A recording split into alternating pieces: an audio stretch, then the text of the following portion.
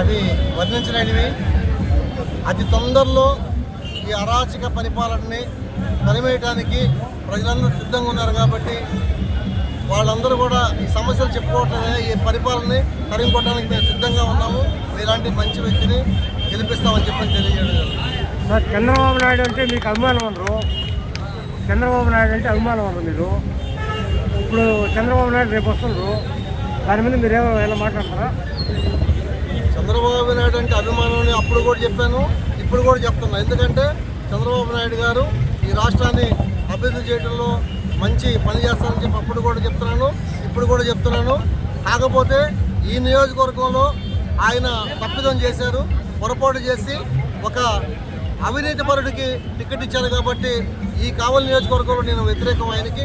కాబట్టి నేను స్వతంత్ర అభ్యర్థిగా పోటీ చేస్తున్నాను. నేను మంచికి ఎప్పుడు కూడా సపోర్ట్ చేస్తాను.